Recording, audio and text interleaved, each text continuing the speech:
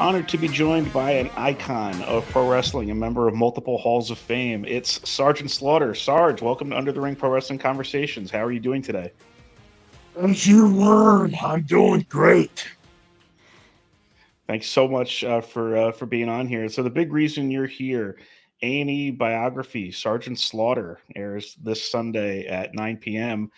What's it mean to you to have an episode of that program dedicated to your life, and what do you think fans will enjoy about the final product? Well, I'm really looking forward to seeing it. I haven't seen it myself yet, and unfortunately, I'm going to be in Europe when it does air on Sunday. But I'll be back on Monday night, and I'll have it recorded so I can watch it. But you never know what you're going to end up with. We did hours and hours and hours of interviews for it, my family and myself, and I'm sure they've interviewed lots of other wrestlers and other people in my life. Just You never know what's gonna make the reel because it's only a 2 hour show, and I had a over a 50-year plus career, so I'm sure it'll be fun for everybody to watch and be a part of. How much pressure did you feel in wrestling trying to represent the US military with your character? And was there any pressure or criticism that came along with portraying the US military as the iconic character of Sergeant Slaughter? Well, whenever you're the villain, you get a lot of criticism, but I was always, 100%. Did a lot of research on it. A lot of my uncles served in the military. I asked them questions, and it's something. It's like doing a background check when you're an actor on your characters that you portray. I started out as some other characters, but then I found this character, Sergeant Slaughter, created it, and took it to heights that no one ever expected, including myself. And it's just an honor when you have people, at least a dozen people, come through a line on a day and thank me and salute me and shake my hand and say, thank you. If it wasn't for you, I wouldn't have joined the military, but you were my motivation. You made me want to be a soldier. And all the men and women out there that did that, I salute them and I appreciate what they did for our country and for the love of their country to serve.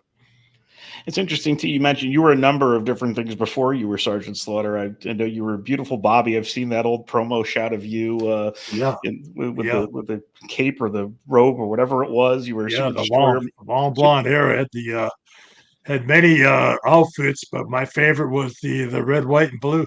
The the My mother made all those robes for me before she passed, Wow. and I wore them proudly. But it just wasn't my character. It wasn't the guy that I felt comfortable with in front of the camera. And I was I'm still a very shy guy, but to get in front of that camera and that red light comes on, you have to go into a character. At least I did. I had to find a character that I could portray so that I could to be in this profession. And Sergeant Slaughter was that character that I created. And anytime that I put my campaign cover on, uh, and tied up laced up the combat boots, I went into character. And anytime I'm on a show like this, I'm in character. I'm in character right now. I'm Sergeant Slaughter right now. So uh, Bob Remus, beautiful Bobby, just didn't work out for me, and I was under a mask for a few years at the request of some promoters. But Sergeant Slaughter was always my love and someone that I could go into and be very comfortable with. What made you most comfortable about becoming? You mentioned, about Bob Remus becoming Sergeant Slaughter. What made you that character? Because it was a different time in wrestling too. You basically became who you were. Well, I think because it was just it was kind of more me. I always enjoyed going to bases, military bases with my uncles, and getting on the tanks and riding around in all the vehicles, and it was a love that I really wanted. I really loved the military life, and I guess it just was in me somewhere. And when I turned on the TV one afternoon when my father and I were doing our roofing company and it rained and we couldn't work, I went in and I had retired from wrestling because my mother was sick and I was helping my father with his roofing company. And I turned on the TV, and there in black and white, I heard the Marine Corps hymn, and I sat and watched a movie called The DI, and it all it all happened. It was just like magical. It just everything happened for a reason, and I just said that's a character that I can portray. I could be drill instructor Sergeant Slaughter, and not only did it get to wrestling, but I became the first living GI Joe Yeah. from that character. A lot of people don't know that I'm the first living GI Joe, and I'm the only man alive, person alive that has two Hall of Fame rings, one from GI Joe, and of course one from the WWE. I'm the only man or person alive that has those two rings and is in a GI Joe and a WWE Hall of Fame. So it's gone further than inside the squared circle of wrestling. You know, I'm not only a professional wrestler and a world champion, but I'm the drill instructor for GI Joe, the real American hero. Yo, Joe. Of course, when I was a kid, everybody knew Sergeant Slaughter from wrestling. They also knew you from GI Joe.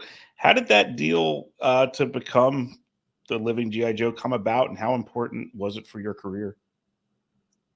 Well, I had come back from my second term of duty to the WWE. And Vince McMahon Sr. was still running the company, and he was so happy that I was there. He kept saying, "Sergeant, Sergeant, it's so glad, so happy to to have you back. You're the greatest villain of all time." And he kept patting me on the back and praising me. And I said, "Well, Mr. McMahon, if you think I'm such a great villain, you ought to see me as a hero." And he said, "A hero? Sergeant Slaughter is a hero? Wait a minute, what are you talking about? But what's your idea?" And so I told him, "Well, you got the Iron Sheik from Iran here in the WWE, and here I am, United States Marines, and why don't you let Sergeant Slaughter go after the Iron Sheik because we never really got any payback from what Ayatollah Khomeini did all those years.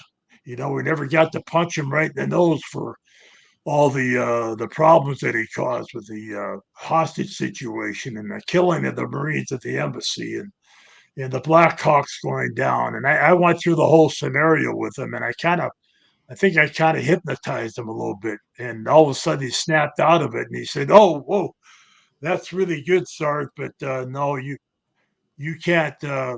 You might be able to do that for a little while, but you'll ruin the character Sergeant Slaughter, the villain."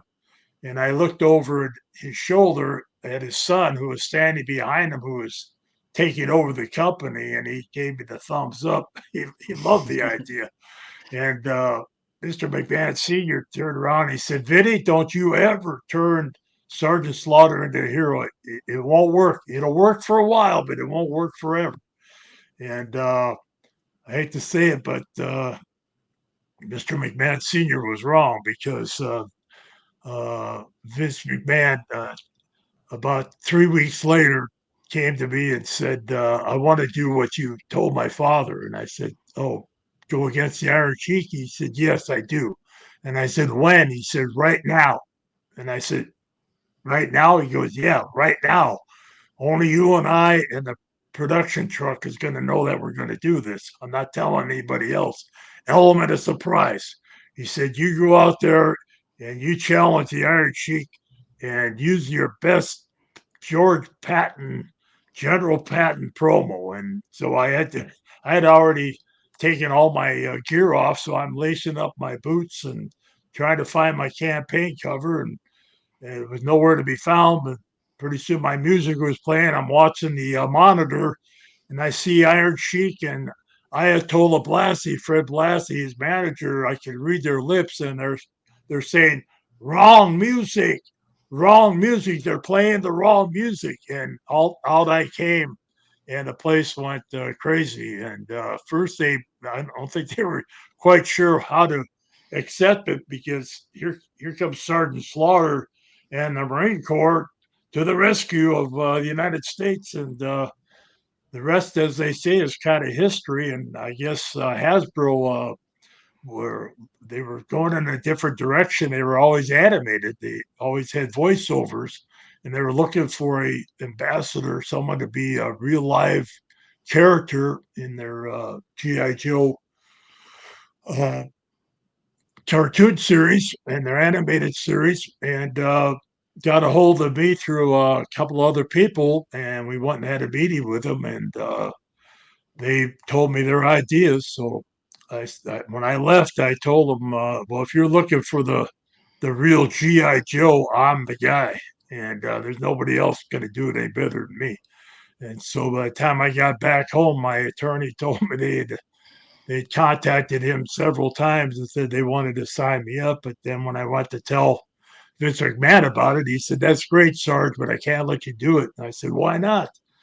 I said, "You had G.I. Joe and wrestling, Sergeant Slaughter." And he said, "I just signed with LJN last week, and it'd be a conflict of interest to have Hasbro involved."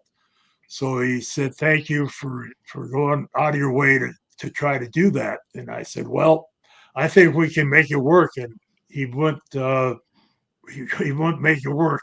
So finally, I had a decision. I had either stay in the WWE and continue on to do WrestleMania 1 or go on to Hasbro and be the first living G.I. Joe. And I was at the dinner table and I was kind of quiet. My wife said, "What's your problem? You're not eating." And I said, "Well, I got this. I don't know what to do. Go to Hasbro or stay with WWE." And she said, "Pretty simple. You can always be a wrestler. You can't always be the first living G.I. Joe." So I said, "Honey, that's why you get the big bucks." And I called Vince McMahon the next morning and gave him my notice. And it didn't go over so well, but that's how I ended up going to GI Joe, and I missed the first six WrestleManias, but number seven, there I was, an Yeah, Iraqi sympathizer. yeah. I think Vince McMahon was trying to get a little payback on me. Still at the top of the card, so there's that. You're the WWF champion. But one thing that fascinated me when we lost Iron Sheik recently, was the story that came out that he was working for your father's roofing company. What was your relationship like with Khosrow Vaziri, and how magical was the rivalry and the matches you created, especially the boot camp match that everybody remembers? Well, I went to a training camp in Minnesota where I grew up, and Cosgrove was in the group that was being trained with Rick Flair, who's Rick Flair today, and Capatera, great Gagne, Jim Brunzell, Bob Bruggers, a few others, and Cosgrove was part of that uh, training camp. And so after the camp one day, I ran into him at a workout facility, and we he started showing me some amateur wrestling and some moves that I wasn't familiar with, and so we got to be friends. And I had a little problem at the training camp with Billy Robinson, who was one of the trainers, along with Vern Gagne, and Billy and I had a little go around, and Cosgrove didn't like Billy very much, and he thought what Billy did was was considered a cheap shot in our business. And he tried to break my ankle for me, and Cosmer always kind of looked at me as kind of the guy that didn't take any crap from anybody, and I did what I had to do to basically survive. And so I'm not sure if it'll be in the biography or not, but I tell the story about how that happened and how I ended up being friends with Cosgrove. And we ended up in Kansas City together a few times. And he wasn't the Iron Sheik yet, and I had just started as Sergeant Slaughter. So there was no, we were still friends. And in fact, I knew his wife very well. She was from Minnesota, Edina, Minnesota, and so one day he went off and became the Iron Sheik, and I went off and became more Sergeant Slaughter. And the time came where I thought it was time for someone to take him on. And but to go back a little bit, while he was kind of learning his trade in Minneapolis, he asked me if I would be able to hire him to work so he could make some money because he wasn't making any money when he first started wrestling. So I asked my dad, and yeah, he said bring him down, and we made him our kettleman that summer, and he worked for us for quite a few years, and he was part of Rebus Roofing, and always remembered me for that, and it was a special a bond that we had. But when we got in the ring, it was all business, and he came to me one time when he had the world championship. He had beaten Bob Backlund, and was very proud of that, and I was very proud of him. And one night or afternoon in Pittsburgh, Pennsylvania, he came to my hotel room and knocked on the door. And he said, I have a problem. What's your problem, Cosgrove? Coach, who was Vergania, said, I give you $100,000 cash if you break Hulk Hogan's leg and bring title to Minneapolis, AWA. And I said, well, number one, don't be breaking anybody's leg, and tell Mr. McMahon Sr. exactly what you just told me when you get to Madison Square Garden on Monday. This was Friday. So on Monday, I saw him. I said, did you talk to Mr. McMahon? And he said, not yet. And I said, go talk to him immediately. So he went in and had a long meeting with him. And of course, he ended up losing the title to Hulk Hogan and created Hulkamania right there. And but he did listen to me and listen to Mr. McMahon and did very well in the professional wrestling business. Yeah, He was a good absolutely. man, good father, great husband. And his A&E biography was also very good. I really enjoyed the what they did with him too. The Yes, other big physical fight I think everybody remembers is the alley fight with Pat Patterson at Madison Square yes. Garden. Getting in there that night with him, did you have any idea how good that match was going to be? How well remembered it was going to be? And my personal favorite part is when you see Vince McMahon Sr. just sort of strolling down the aisle, down the to watch the finish of it. So, what Yeah. was that? Yeah. What was the thought going into that? And did you have any idea it was going to have the legacy that did? Well, when we Pat and I were having all these matches, and pretty soon there was never any decision. So Mr. McMahon Sr. got a little fed up with it. He said, well, you two are going into a special match. And I said, what kind of match? And he said, it's called the alley fight. I said, well, what's an alley fight? He says, I don't know. I never had one before, but I'm going to have one with you two. He said, there'll be no rules. You can wear whatever you want to wear in the ring. No count outs. Uh, Match till there's a winner. And I said, okay. And he said, but there's one stipulation. Because of you guys always beating up the referee or somebody else, there won't be a referee at ringside. There'll only be a referee at ringside to count them 1, 2, 3, or ask one of you if they submit. And I said, okay, sounds good to me. So, of course, that night at Madison Square Garden, when I was about ready to go to the ring, I said to my manager, General Ernie Roth, the Grand Wizard. I said, Ernie, I got one question for you. He says, yeah, what is it, Sarge? I said, how does this match end? He said, what do you mean?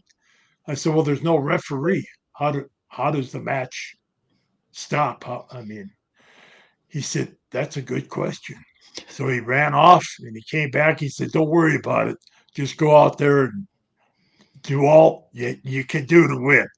So I did. And of course, as soon as I got to the inside the ring, Pat attacked me, and we had probably one of the greatest. Not not only did we did have the greatest match of all time in Madison Square Garden. Uh, and truly an epic battle because there was no referee. As far as I know, there was never a match before that without a referee, and I don't think there's been a match since that match without a referee. And so we ended up battling and battling and battling. And the next thing I know, I'm getting back into the ring to continue the battle, and I see a towel being thrown in. I said, "What?" I was so infuriated. I was so mad that somebody threw the towel in because I wanted to keep going. I didn't care. I wanted to keep fighting. And little did I know that when I did see the towel come in, that made Sergeant Slaughter the toughest SOB on the planet because everybody saw that I didn't want to quit. Somebody threw the towel in for me. It wasn't me. It wasn't Right. Sergeant Slaughter. So from that point on, I had uh, a label that he was one tough son of a gun, and from that point on, it was easy street because anybody I fought, they knew they were going to be in for a battle. But little did I know that match has become it's been around the world many, Yeah. many, many times, especially for training camps that are teaching wrestlers how to be wrestlers. They show them that match. They say, if you want to be a professional wrestler, this is how you have a match.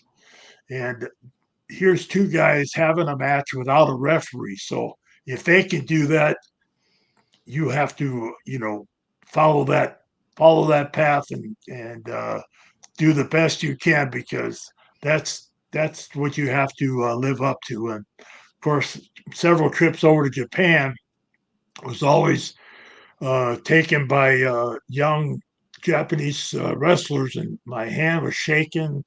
My back was padded, and hugs for the greatest match that they had ever seen, and that they learned to wrestle by. So it was something we never expected. I never thought that it would ever turn out to be that, but Pat Patterson, from till the day he passed, he every year he would watch that match and would call me and would just laugh and smile and say that was the greatest match of all time, and nobody's ever going to be able to match that, and I don't think they have. It's We tried to come close with the boot camp match with the Iron Sheik, but I think Pat Patterson, especially some of the wrestlers of today, uh, like Mick Foley, that were actually in a fan at that match.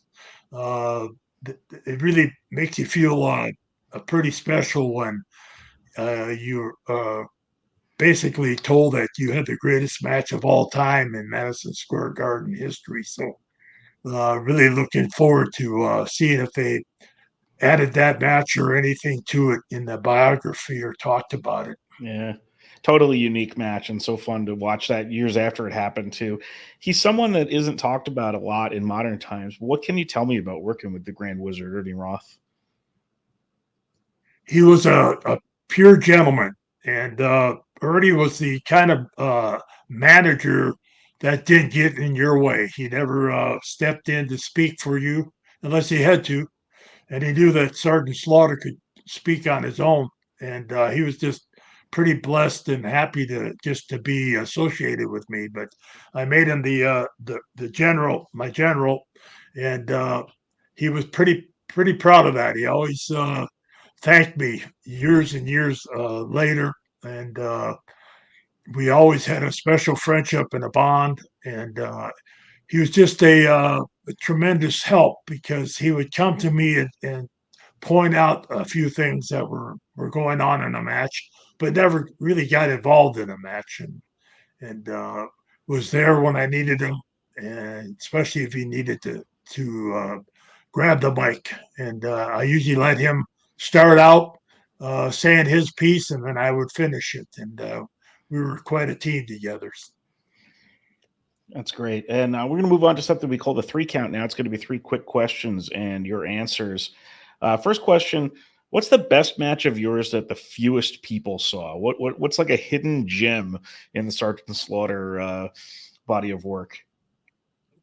Well, one time we had a match in Alaska, and about 12 of us went over from Portland, Oregon, Don Owens Promotions, and we were flown over to Alaska and picked up and taken to a mountainside in RVs, uh, four-wheel drives, and then from that point on, we went up a mountain on mules, and we got to the top of the mountain, and there was a makeshift ring up there, and it was made out of wood and some rope, and there was two tents, one for the heroes and one for the villains. And when it came to match time, I peeked out. I was wrestling Dutch Savage at that time, Wow. and I looked out, and there was like 10 people, 10 men at ringside. And I said to the promoter, "Are we going to run? Are we going to still do the show? Are we waiting for more people?" He said, "No, it's sold out." And I said, "Well, should we wait for the rest to get here?" He said, "No, that's all it's coming.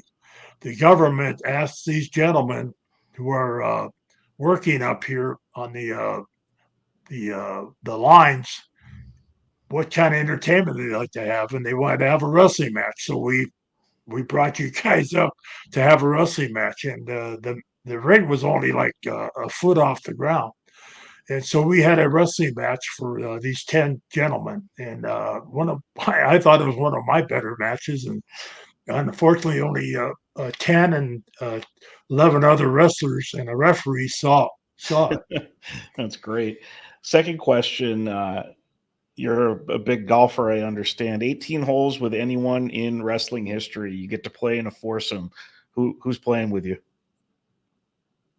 Wrestlers?